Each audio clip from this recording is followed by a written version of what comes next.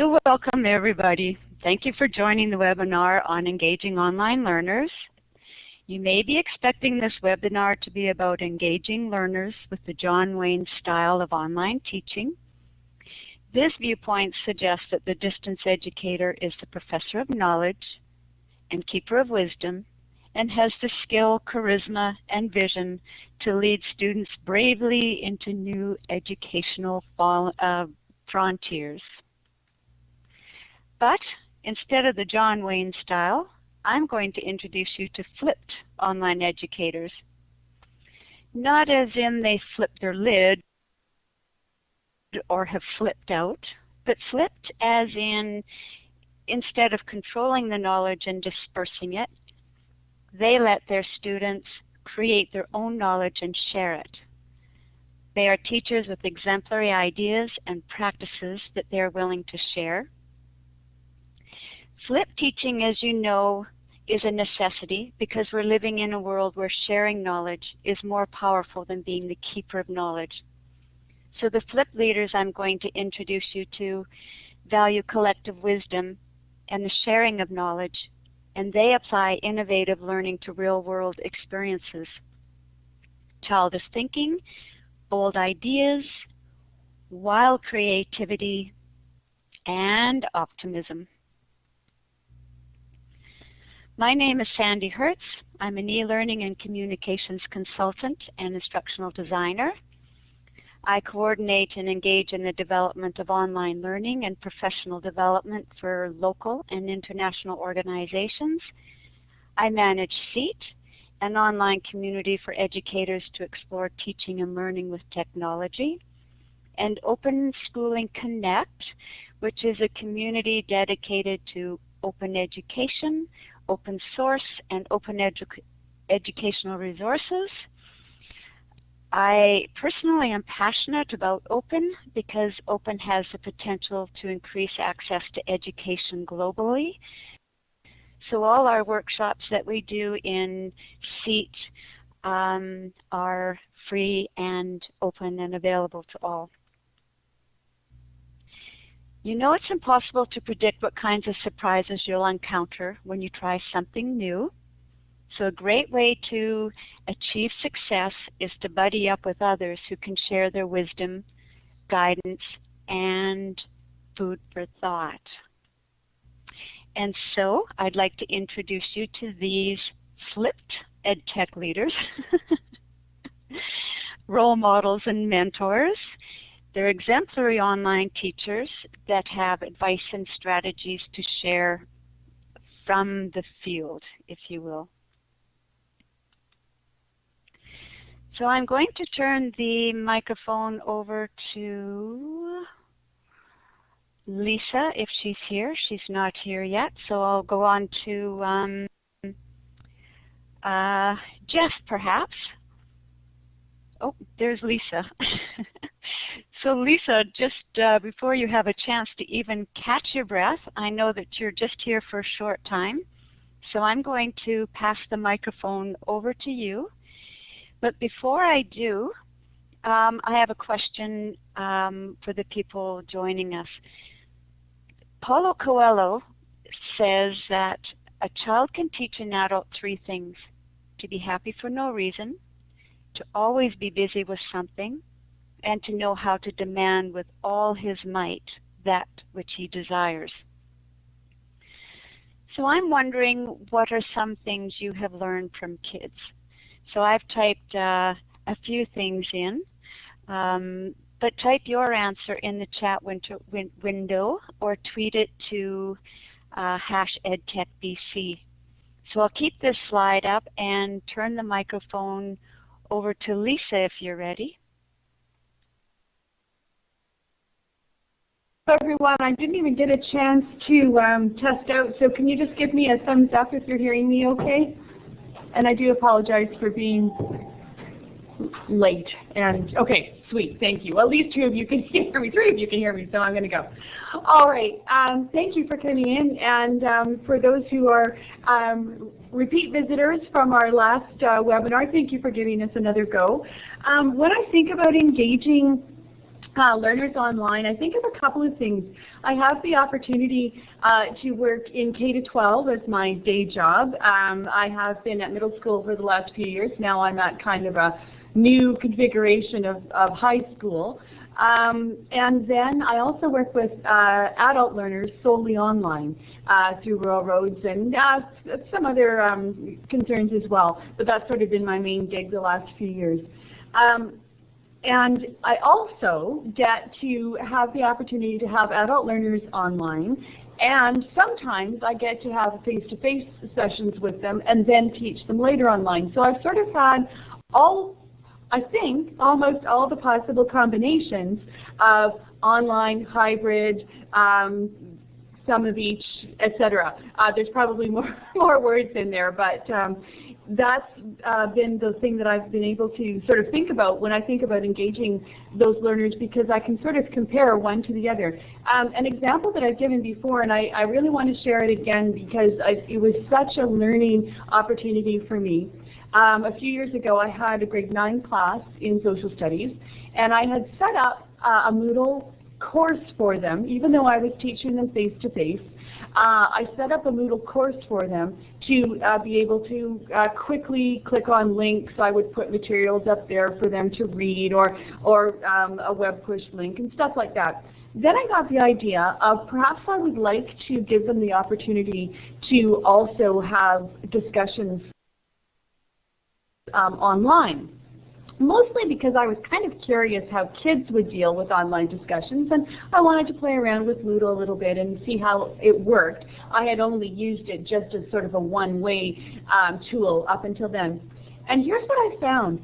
It was really interesting that the kids that I had were, of course, a wide diversity of learners, 30 or so of them, 29, 30 of them.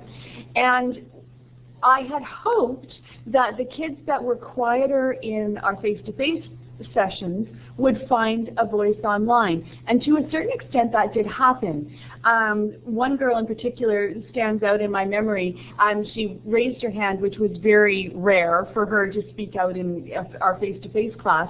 And she said, well, I don't want people to make fun of my spelling, and what if I say something and I type it and it looks weird? And so then we had a big conversation about, okay, how are we respectful when people speak in class? How will we be respectful online, etc. And so I must have assured her that that wouldn't be the case, because suddenly Hannah's discussions online took off, and she never was very verbose, but she would make a quick and stellar point online. She would respond to somebody's question or comment, and she would sort of get in and get out. We couldn't engage her in great long strings of conversation, but she would participate. And I was so thrilled to be able to hear her voice because her cultural background suggested that talking a lot in class was not welcome, and it was something a large population of First Nations kids, that is a struggle that we have. And online, they were suddenly much more comfortable. So that was something that was really exciting for me. And I was able to engage them in different ways. And it was neat having them in that hybrid situation where, and yes, I would hear from kids who perhaps did not speak out in class. The kids who were very verbal in class did tend to be very noisy online as well. So it was sort of interesting to see that the super comfortable kid was comfortable in either setting. The reticent learner found the online, maybe found the online setting easier to engage in. So that was an interesting one. Things I find that I try to keep in mind when I am facilitating a course with kids or adults. A big thing is with startup. At the start of a course, that I welcome everybody and that I individually post to each learner to say, welcome, maybe respond to a question or ask a question that they may have asked. I apologize for the PA. I am coming to you from my room at school.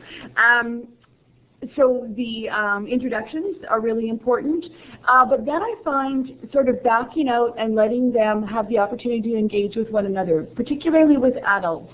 I find, and the situation where I have facilitated courses for rural roads, often those learners come to me as a cohort, so they already know each other. I interact with them quickly to get to know each of them, allow them to introduce themselves to me, and sort of bring me into their culture as a cohort. And then after that, try to give them room to have their interactions with my presence, but not my constant interference, for lack of a better word. Now, this is sort of putting it in a mathematical formula, and I don't know that I mean, every course is going to have a different situation, but the sweet spot sort of seems to be somewhere between kind of maybe 6 and 10 posts from learners. You should be in there once or twice. So if you are responding as a facilitator, if you're responding to every single post, unless you've set that up to have, for example, a Socratic dialogue or something like that, that's different. But if you're having a group discussion and you are in there responding to every single learner's, every single post, you're going to burn out, and you're not going to encourage them to engage one another. You're going to be engaging each of them individually. So that would be one word of advice. And so that number that I just sort of threw out there, that's just sort of one that I made up. It's not based on any research, but it's just sort of what makes sense based on feedback that I've had as a facilitator. You know, she's too noisy, or oh, we barely knew that she was there. Was she present or not? So allowing, you know, your learners to know that you're there and you're present, but not overwhelming them with your voice. I know that there are other things that I'd probably like to share, but I'm just going to click off the mic quickly now and catch up with the side chat. And is there any questions? So just sort of to recap, I've taught in a hybrid situation, kind of grades 7 to 9. I've taught solely online with adults, and I've taught in a hybrid situation with adults. So that's sort of where my background is. And I'm going to click off the mic and ask if anybody has any questions or comments for me, and I'm also going to quickly scroll up the side chat as well, the back channel.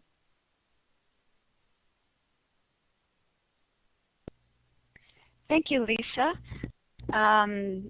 We've been tweeting some of your comments to Twitter. Really appreciate your wisdom and advice. So if there are questions, type them there in the window, and I'll pass the microphone back to Lisa to answer. And Lisa, perhaps when you're done, you can pass the microphone over to Michelle. Yep, Michelle is here. You can pass it over to Michelle when you're done. Oh, and by the way, I'll keep posting little questions up on the whiteboard. So think about it, type your answers in the chat window or on Twitter to #EdTechBC. So back to you, Lisa, to answer any questions. So Geneva, I see that you have a concern about converting activities to online counterparts, and I'm going to come back to that. I also see a comment about presence that I will explain. And Beljeet, you had a question about hybrid.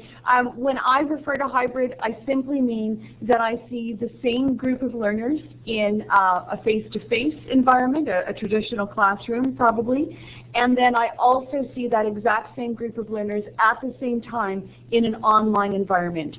So a hybrid has 2 streams going at once. So sometimes I have that. Sometimes I have just learners face-to-face, obviously, and sometimes I have learners where I've had them in a face-to-face setting, and then I have them online later. So that's different from hybrid. Hybrid is both things at the same time. Now, Geneva, long question. I don't have a short answer to adapting, but I think of things like show and tell. That's an easy one. Post a picture of your pet or your what you got for your birthday, or your siblings, or whatever it might be. So posting a photo or a picture or a drawing, depending on what age your learners are. That's a good one. Things like some of those leadership type, or sorry, not leadership, some of those team building type activities, they can be adapted to online. I'm thinking of those games like Two Truths and a Lie. I have done that one online before as an icebreaker type activity. I'm just trying to think of other examples just super quickly off the top of my head. That you could have things like maybe complete the like a close activity, complete the sentence, or name the next line of lyrics in the song and pass it on to the next person. Stuff like that. I mean, I'm sure there are tons of them. Let me click off, Geneva, and because maybe you'd like to give me some clarification on your question. Thank you. Yeah, I guess I'm just thinking, like, I've been doing online classes through, well, it was Elluminate and now Blackboard for many years, predominantly novel studies and things. And I guess there doesn't seem to be online, or maybe I just haven't found it, where you can pool and collect resources. You know, I've got a whole backlog of PowerPoints that I've made for all of my classes on novel studies, but I find that my techniques and my activities are getting stale. I've used them a lot, and I would like to find new ways to do what I do, and it's just hard to find sort of that, you know, you can go online and find math worksheets everywhere, but where are online learning techniques and PowerPoints and things like that, sort of, I guess, is just what I'm looking for. I think that's a really fair question, and you're dead right about the worksheets. Easy to find those, less easy to find valuable sort of, and you know, your stuff is translatable, but it's different in the online environment, right? VoiceThread is a neat tool to use to upload voice and have a conversation rather than just text-based communications. I'm going to come back, Geneva. I'm going to think about that in the back of my head for a sec.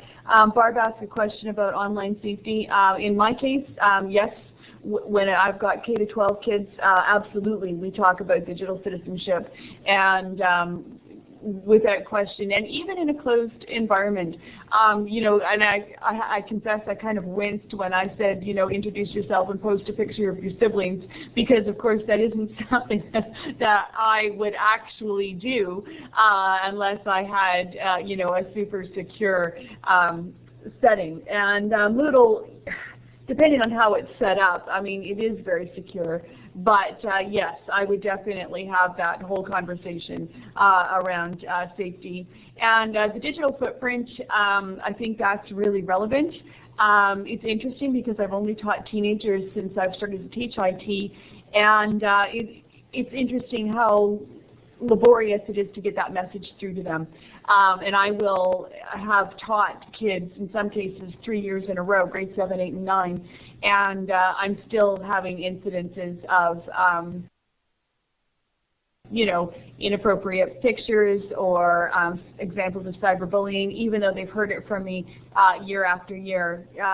It still hasn't invaded, the understanding of those things hasn't invaded the culture to the extent that we're getting a handle on it in the way that I would like to. So I think those conversations are always important to have. Verena has posted a link to Open Ed resources. There's some good stuff in there, and you might also try Open School BC. Lots of their learning objects they provide for free as well. That might help you out in some of those activities and sort of supplementary, interesting online examples of stuff as opposed to the worksheet. Okay, I'm going to click off again. I don't see any more questions, I don't think, in the side chat. John in New Zealand asks about showcasing student work. So, you know, there are so many options. Yeah, I mentioned VoiceThread a minute ago, which is just audio, though you can attach images to it as well. Wallwisher is another one. That's a neat sort of collaborative tool where students can post examples. Glogster, I think somebody else mentioned Glogster last time. David, it might even have been you, as a great, yeah, okay, Padlet is the same as Wallwisher. Okay, David's smiling. All right, I think it was you that talked about Glogster. It's great, and it's interactive, and they can build their projects right there. Gosh, off the top of my head, I'm just, you know, we're spoiled for choice in lots of regards. The big thing is always, thank you, Sue. I did not know they changed their name. And yes, and there's a link to VoiceThread and Blogster as well. Thank you. I'm going to click off because I don't want you to have to listen to me trying to grind the gears of my brain any faster. But let me hang out for just a few more minutes. If there's any more questions, I can answer them in the side chat quite happily. But I'm going to, unless there's anything else burning for me, I'm going to pass the mic over to Michelle, and thank you. Thanks, Lisa. My name is Michelle Crack, and I work in the Abbotsford School District for the Abbotsford Virtual School over here. And I teach the higher science courses, so 11 and 12, but that also accommodates a lot of adult students. So I'm just going to kind of go over a little bit of our strategies and what we do here to not only keep them active, but just to try to keep students within the course, because in an online world it's very easy to lose track of students. And being at our school, we are asynchronous, and we're also continual entry. So we have, you know, this September I have carryovers from last year, June, that are completing and writing an exam tonight, and then I also have brand new students starting my course. So we definitely try to accommodate, you know, personalized learning for those students, whether they're, you know, starting high school or whether they're adult students wanting to upgrade. One of the main things, because of that, we have to make sure that our teacher flexibility has quite a range.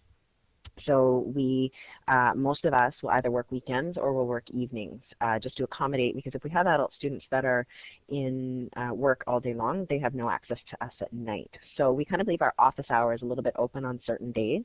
This also applies to students. There's some schools here, I'm sure you guys have some in the district, where they're higher level kids that are either in an elite sport or pianist or musician of some sort. So same thing that, you know, they're busy throughout the day doing their activities, but then when it comes to schoolwork, most of them are doing it at night.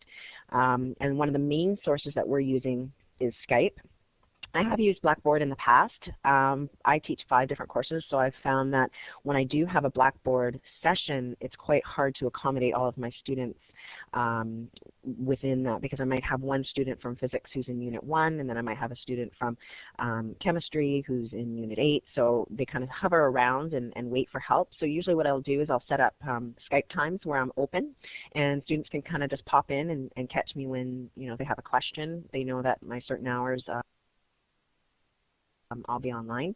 Or if I have another student on another time frame that can't meet that time, then I will actually set up a specific appointment to meet them on Skype. And I'm not sure how familiar you guys are with Skype, but it gives you the ability, similar to Blackboard, where you can write on it, you can draw on it. So if I need to draw up some, you know, math examples, I have easily access to do that with my tablet. The other thing that we've tried to implement, we have gone from more structure to less structure, and now we're trying to find a happy medium as far as keeping students on track, because although we like to keep the learning personalized and let students kind of go at their own pace, we've found that when we let them do that, more procrastination tends to happen. So we've tried to incorporate now actual exam sittings. So students kind of have to set up their own timeline. So let's say they still want to take, you know, from September till June to do the whole course. Then they have to set up some type of exam time to write their midterm and write their final exams at specific dates. Because basically we were kind of allowing students to write whenever they were ready to write, and we've found that, you know, just as far as from a teacher's perspective, it becomes very chaotic keeping track of who's finishing, who's midway between, and whatnot. So we've also set up, obviously, Lisa was talking a little about like forums and discussions. We also set up a help discussion, which I like to leave up to the student. So if a student has a question, I may leave it for a little bit and hope that another student tends to jump in to kind of create some interactions among them. If not, then I may pose another question and hope students that will become interactive in that way. And then, just touching back on the exam schedules, we try to set up due dates. They're kind of like a suggested timeline. So if a student wants to finish by January, then they need to follow set dates. But we don't have actual, something is due today if you're in a classroom.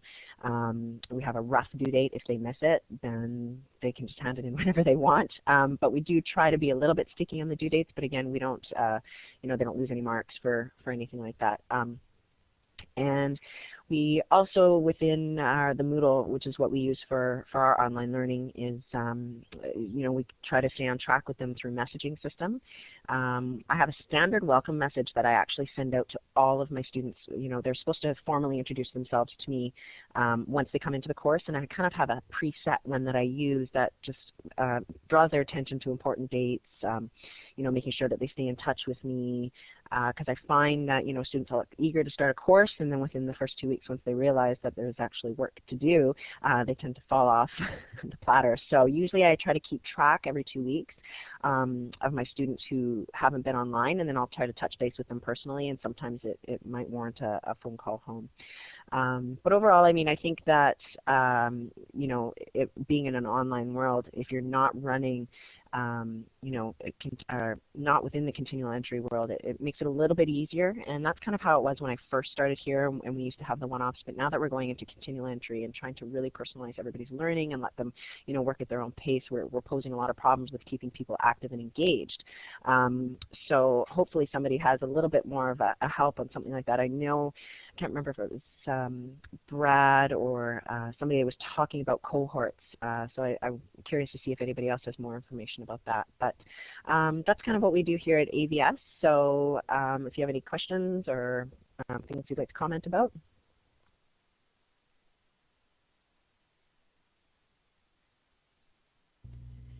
Thank you so much, Michelle. Really appreciate that.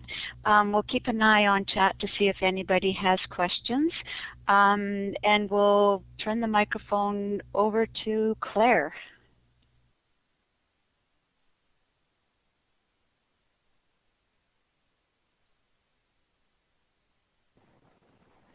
Hi there. Sorry, I was having a few technical issues.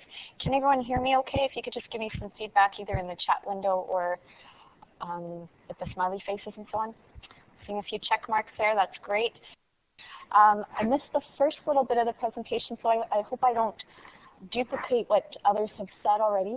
But just a few things that I wanted to mention was, first of all, student interaction with the course, just making sure that it appeals to a variety of learners. And I know that some of you in here, like Gord Holden, are doing a lot of virtual world things that really engage to those students who enjoy the sort of gaming experience and that sort of thing.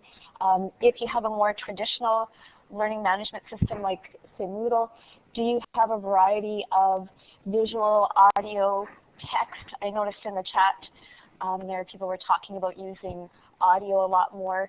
I think not just for our students in terms of the projects that they hand in, but also in the way that we add where we share information in our courses. So just being aware of that, providing some variety, but also trying to make the course so that it's fairly easy to navigate. So sort of a predictable layout can often be very helpful for students so that they get a sense of where they are and that they're progressing the way they need to be. When I was teaching with the distributed learning program in Penticton, we had and still have a tutorial for our students to get them accustomed to Moodle. So some basic tasks that we would have them do, like greeting the teacher, as Michelle mentioned that she does with her course. So just to make sure that our students are familiar with the technology that they're using. And one thing that I have noticed in some courses I've come across is sometimes we throw, I think, too much technology in there. What I mean by that is I've seen some courses where they'll say, okay, for this assignment you need to do a blog on Glogster. For this assignment here, you need to produce a voice thread. For this one, you need to do X, Y, or Z. And for some reason, we're trying to make the kids use, or our students use, all these different technologies. And I think it's good that they explore different ones, but if you start making it a requirement, I think it can become overwhelming for our kids because they're not all digital natives. I mean, that's a bit of a myth, I think. So I definitely try to encourage my students to use whatever sort of technology they were comfortable with, as long as we had a discussion beforehand. You know, if they say, okay, for this project, can I do it as a blog? Awesome, great, I would love to see that. But I don't want to stipulate lots of different things for them to have to do. Anyway, so that's just a sort of a pet peeve of mine. In terms of student-teacher interaction, definitely regular communication, and I try to use the method that works best for the students. So sometimes that's Twitter, some of them prefer Facebook, or I found a lot of my students didn't really use email that much. Most of them have an email account because they need it for Facebook, but they don't really use it. Some of the students, I think, felt very uncomfortable communicating with me just because as a teenager, so I taught mostly middle school and high school, they're not really accustomed to addressing their teachers either in email or phoning them up. So just trying to put them at their ease so that they do feel a bit more comfortable. And I try to really model in my communication with them how you know, I like to be greeted in a message and that sort of thing. So basically, they're just trying to meet the students where they're at in terms of the communication, and trying to get that regular communication is a real struggle for many of us in DL, especially when our kids are working asynchronously. So trying to schedule it into your work week is really important. Otherwise, I find I tend to be dealing with the squeaky wheels all the time. I think perhaps the last thing that I want to talk about is involving, if you have students who are, say if you're in distributed learning and you have a student who's just doing 1 or 2 courses with you, so they're just doing it part-time and they're in their home school for the rest of the time, making connections with the homeschool personnel I've found has been huge. So touching base with either the vice principal or principal, the counselors, because if they're seeing those students on a daily basis walking their hallways, if they know, hey, I haven't had anything in from Sally for 2 weeks, if they know that from us, maybe they can fill us in, oh, well, this is going on at home, or yeah, I'll talk to her when I see her in next block. That I've found been really valuable for those part-time students. I think that's all I wanted to mention right now. I'll keep a look on the chat there and chime in if I can. But I think that's it for me. Thanks so much. Wonderful. Thank you, Claire. Jeff, we'll turn the microphone over to you. Hi, everyone. Thanks for the opportunity. My I guess, contribution to online learning through digital media as a teacher librarian in a small rural school. We have a number of our students, about 10 to 12%, take online courses either through our distance education schools or various other online schools around the province. What we found is that the completion of courses is the biggest thing, is getting the kids to finish their courses, complete them. What we've done is, part of my mandate has become to be that liaison, in-school liaison for those students. So there's a bit of a face within the school. They know there's someone they can go to right away if there's a technology problem. As Claire said earlier, I don't have a Facebook account, or I'm not on Twitter, and my teacher expects me to do this, and I'm panicked, and that becomes the all obsessive component to them.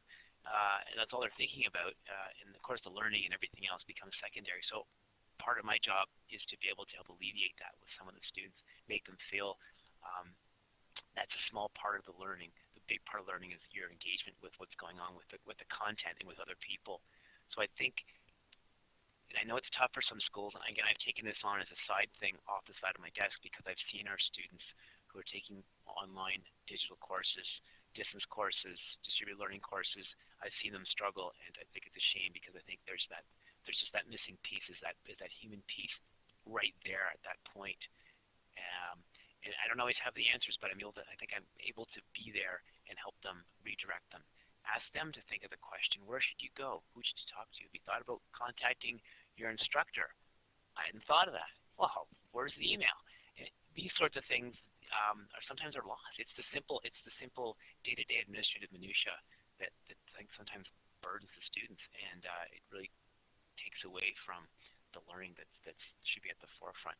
That's my contribution. It's very brief because of my contribution, and this isn't my field of expertise in any way. But thanks for the opportunity to speak. Any questions, feel free, and I'll stick around.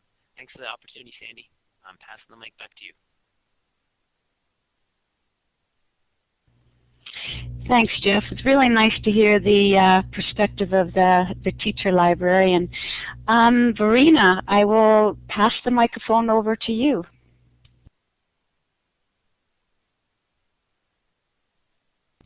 I think this is the beginning of your slides, Verena. Are you there? Oh, sorry, it wasn't clicked properly. Sorry, Sandy. So, can everyone write on this slide? I want to know if you think synchronous or asynchronous communication is important with your online students.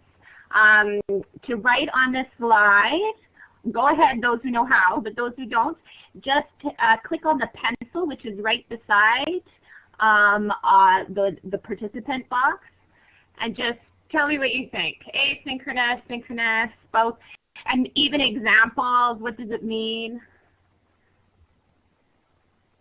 And I'm asking you, as you're writing, to engage right now, because we've gone over a lot of great ideas so far.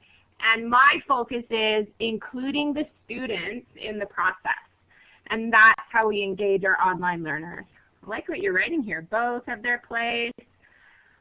And how do we include the students? And what does that look like?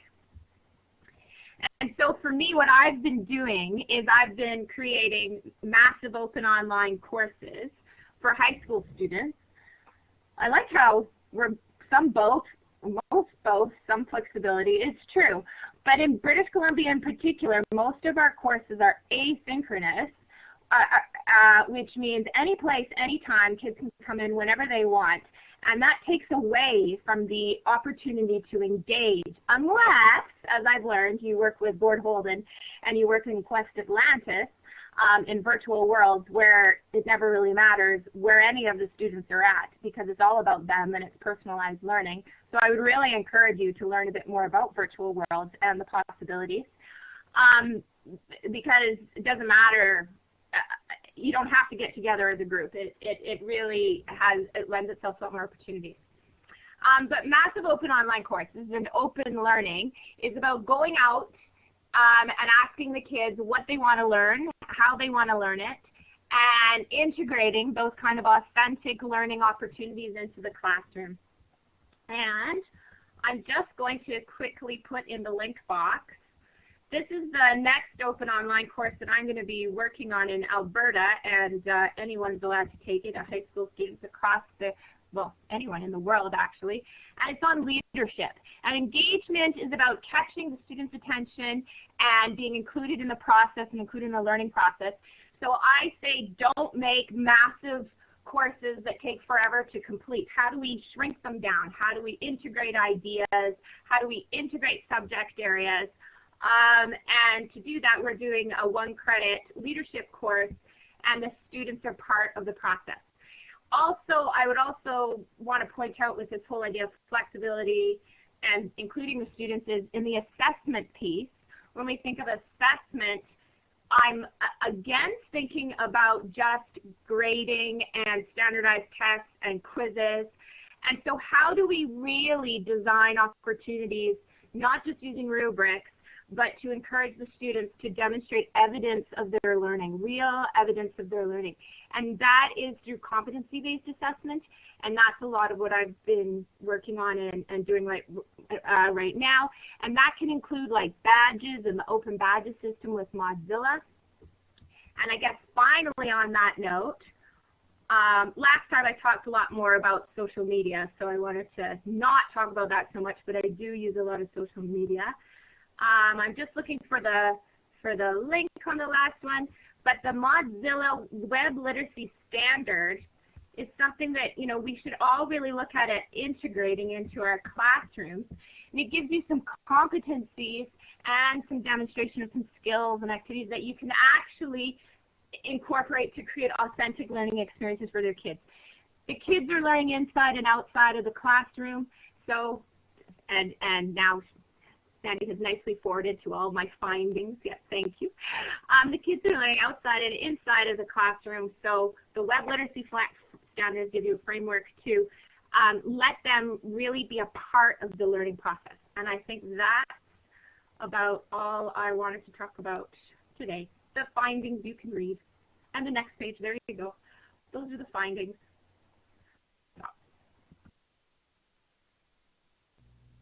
Well, thank you, Verena. I'm going to have to go back and listen to this webinar again. There's so much being covered so fast. It's fantastic. Gord, why don't I pass the microphone over to you? It'd be a natural slide in for you to talk about some of your virtual worlds. Can people hear me now?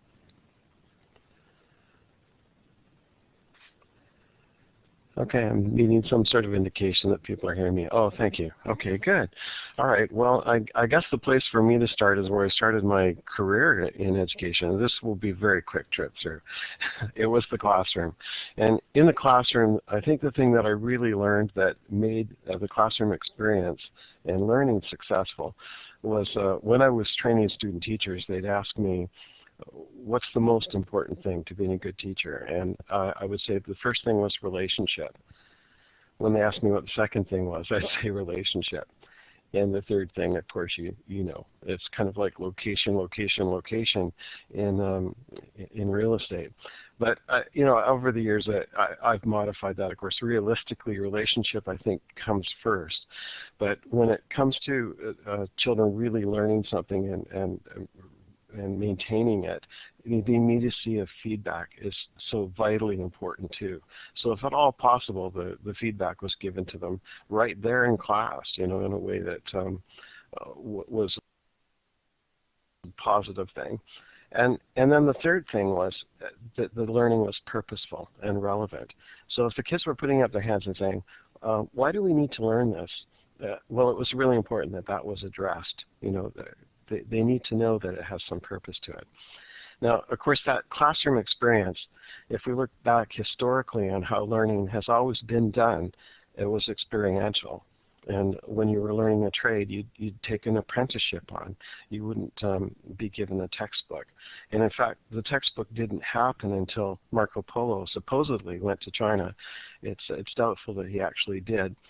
But he came back with amazing stories of students memorizing entire textbooks. And we, of course, thought, well, that must be something better than what we do. Ignoring people like Plato, who said that the written word was the end of discourse. And so, of course, we've got learning now tied to text. And I think when I moved to distance learning, that was the shock that I was in for.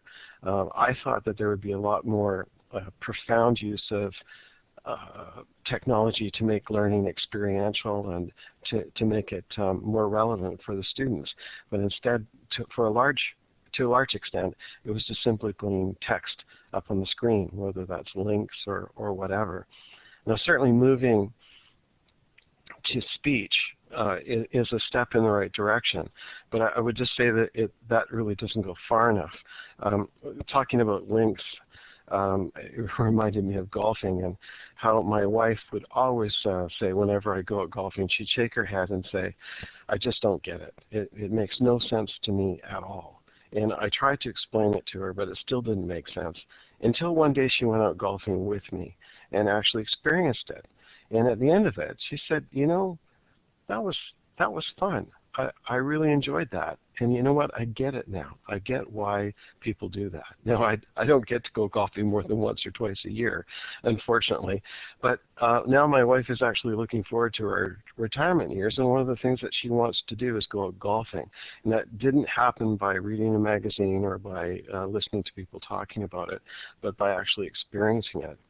So when I found myself in a situation where I found my students, for the first time in my teaching career, they were disengaged from their learning in a distance learning setting. And so looking for a solution, I cast about and looked for a virtual environment in which I could meet with them, give them instant feedback, and one that was purposeful. There's lots and lots of programs out there that claim to be educational, but I have to tell you, I probably went through 3 or 4 programs a day for 7 months, and twice that on weekends, looking for something that would meet what I felt qualified. And finally, I did find Quest Atlantis. There's a handful of other programs that I use as well, where the students are able to meet together, they can meet with me. The effect of this is transformational, because now they've gotten back into an apprenticeship situation where the kids don't just learn about astrophysics from a textbook, they experience it. They actually fly rocket ships and take core samples, and they do fish counts and streams and all of this stuff. And I could go on forever about how this transfers, not only from an academic sense, but in a personal way too. The stories, and that perhaps that's a subject for another conversation. But it has been transformational. And last week, we had parents standing up in front of our staff at HCOS and speaking with their choking back sobs as they talked about how their children went from struggling with any sort of interest in learning to being profoundly engaged in learning and in their own personal growth. I think just one other thing that I would mention, and that is that I think we need to be really, really cautious. Children are built to learn through play. If we try to do it some other way, we're going to run into struggles because they're just not built that way. And when they're engaged in play, they're ingenious. And, we all have those parents who come to us and say at the beginning of the year that their child is actually a genius, but you probably won't see it at school. And I think it's because we don't see them engaged in the kinds of things that interest them, and that's why we don't see their genius. I'm now convinced that every child that I teach is totally a genius, and I think that a moment of epiphany for me was when I spent probably about 3 weeks researching to find a resource that would be good for them creating machinimas. It doesn't matter if you don't know what that is, but I finally bought my solution to the class. And as I presented my solution to them, and I was so proud of this resource that I'd found, about 5 or 6 hands went up in the class. And this was there when we have our weekly meeting with them. And they said, Mr. Holden, I used that years ago. Each of them said that. But I found a better resource. And each of them had found better resources. And I realized at that point that me being adopting the alpha wolf model of teaching was really counterproductive. And if we want to look at another more successful model of teaching and learning, a learning environment in which a teacher takes part, is the African wild dog model. They give responsibility to each member of the pack. It's not the one person who makes the decision about where the learning is going. And as a result, their kill rate is something like 85% as opposed to the alpha wolf model, where it's about 15%. If we could only look at adopting a change in that and getting kids not only personalized learning but personalized leadership in the classroom, I think we'd find their genius coming forward. And I have on the Google Doc that is for this for SEAT. I have put a link, and I'll put it in the I can't put it in. I can't paste it into the chat. But I will put it in there for you to just take an overview about what we do. Okay, I'm sorry. I haven't really been watching the questions.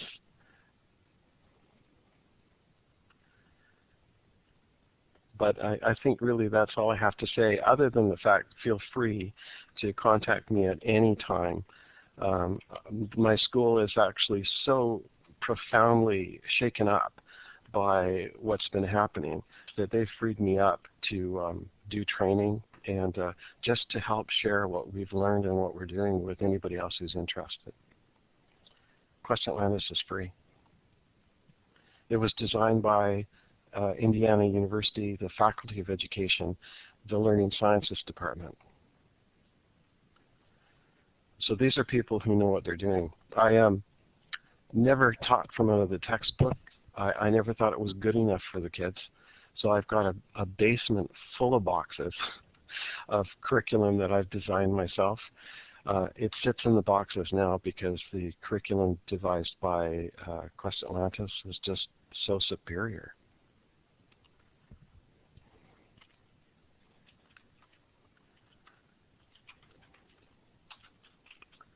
I'll put in the website.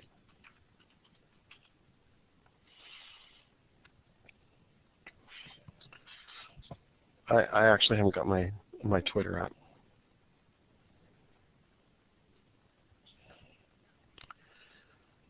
I'll put in another link.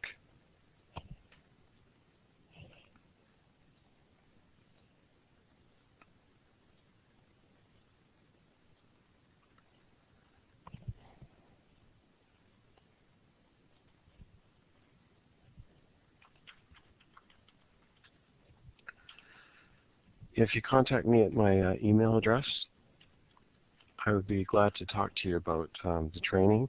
It's going to be taking place, there'll be like an evening session of a couple hours, and then a full day session. You really need to have it.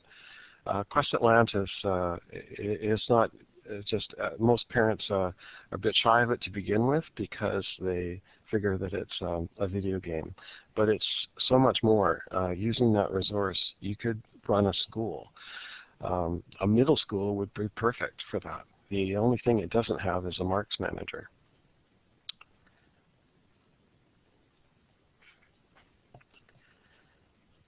But if you click on that link that I put in there, the bit.ly one, it will give you a pretty good overview of how we use it. Thank you for your time.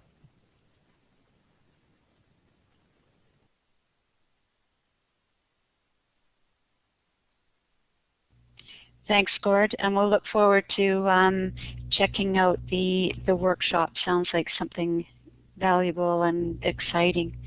So David, there was a question about cohorts. I believe that that's your area of expertise, so perhaps I can get you to talk about that.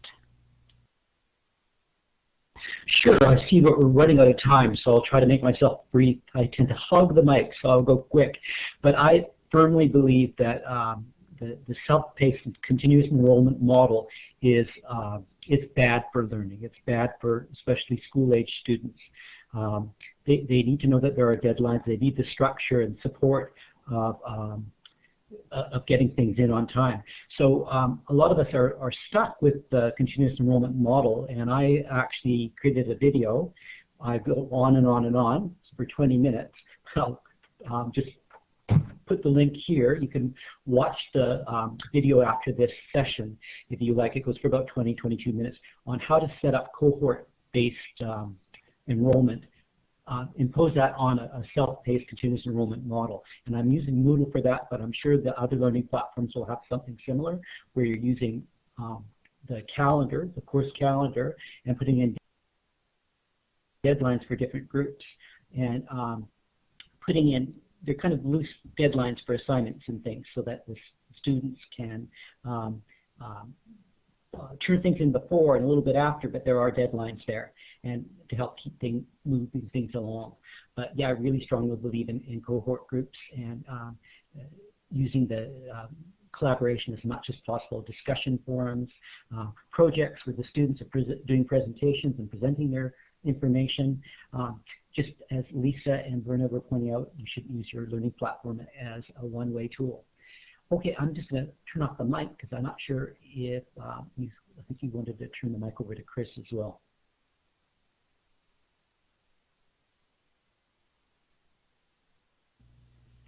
Thanks a lot, David. I posted a link to that video, the YouTube video, just up here. It's a fantastic video. I recommend people take a look at it. So thank you very much. And Chris, we'll turn the microphone over to you. Hi, I'm Christopher. I work with the Vancouver Learning Network. Been here for about 5 years. Started with a physics class with basic content and images. And if you look at it today, I would think 50% of it was created by students over the last few years. And so what we're working on now are video discussions in my classes. And is the pointer working here? Here we go. So I got these videos I asked the students to watch. And last year, I would assume most of them did not watch them. So this last year, I've added these discussions. So for each video, 3 students have to do a discussion and respond. So in the first discussion, I asked them to pose an overall question that covers the video. And then they need to respond to 2 other learners. And the other thing I asked the first student to do is just make a timeline. And there's one thing missing here. I asked them to make up a multiple choice question. I must have missed that out. So I take those multiple choice questions and put them into the online quizzes. And now another student for the exact same video will write about a concept that is new to them. I found one that is confusing. And what they'll do is they'll go look at the course content on that page, and does that video actually relate to that content? And then what happens is the concepts that are confusing, other students will go in and help them out. And then the last word, again, for this very same video, what I want them, and I think Gord was also saying this, the student said he found something better. So these are videos that I found a few years ago. I thought that would help out the students on that concept. And what I want them to do is go out to YouTube or other sources and find another link or video that would be very similar to that one. And they're going to write down how it's different, how it's similar, and how their new video is related to the course. And so that's what I've started. And as I mentioned at the beginning, when I took over this physics class 5 years ago, it had basic information. And right now, if you go in there and look at it, I would say 50% of the course the students have created. They've created video solutions to physics questions. I got over 100 of them. The online quizzes, the questions are made up by students. The images that were in it were not, I mean, some teacher that made it years ago weren't that great. They've gone in and redid them. So engagement, I think Gord was saying you can change the word engagement to relationship. Is there's student to teacher. So with these discussions, there's student to teacher, student to student, and student to content. And that's what I have to say. So if there's any questions, I'm going to turn off the microphone and try to go through the chat if there's anything there. And John, student to teacher, one more.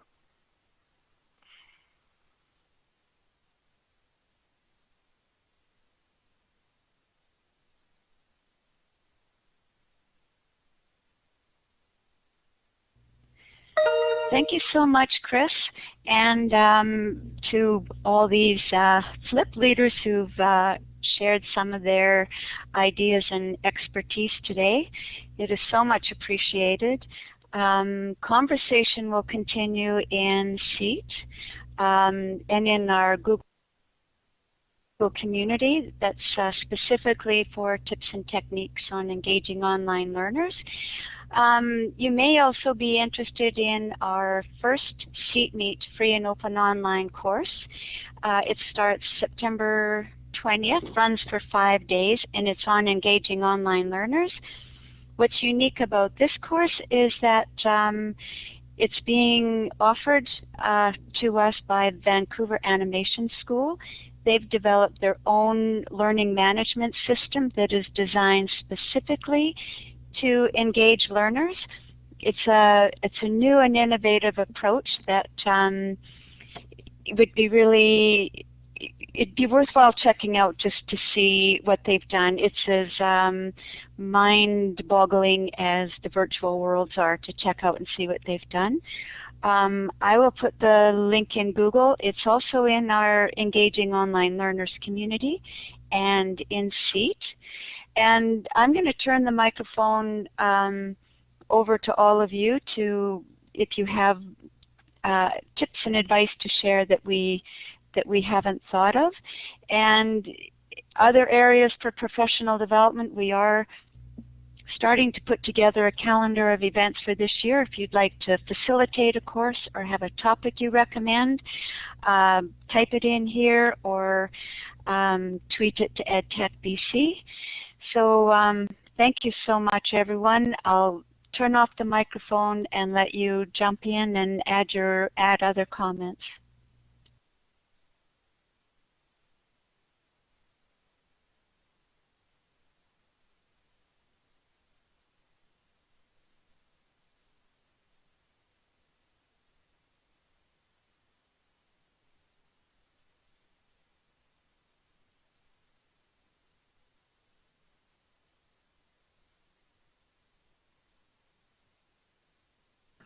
Sandy, I'm sorry, but I'm looking for that slide that had all those links on it. I was wanting to take a picture of it or get that slide somehow.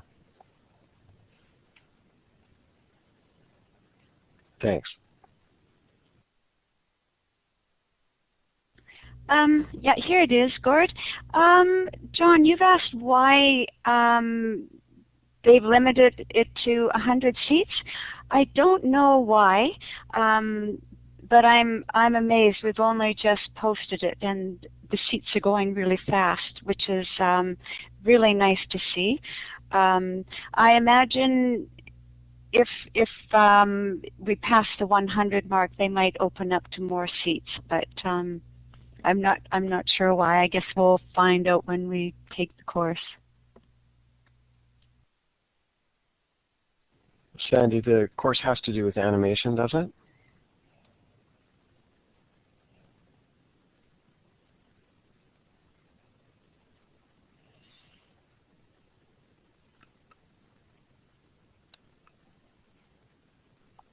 Is it more art then?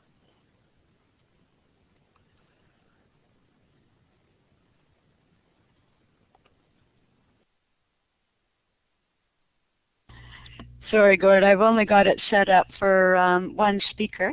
No, it has nothing to do with art. They have been really successful in engaging their online students. They are getting 100% success rate. And so what they are doing in their 5-day course is showing what techniques they use to engage their students and why they're having so much success. So it's nothing to do with animation. It's all about their tips and techniques to engage online learners and why they're having so much success. Yeah, John, it is unprecedented. I've taken a look at, actually had a chance to sit in on some of their classes and was blown away. So, yeah, worth checking out.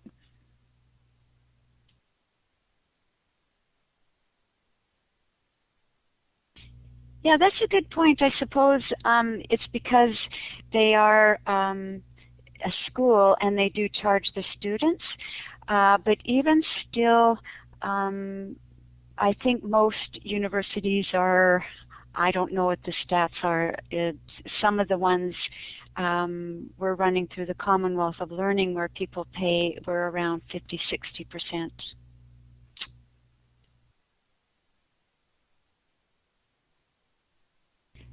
Okay, I'm going to stop the recording. Thank you so much, everyone, for joining us. You're welcome to stay and continue to chat for a few more minutes if you like.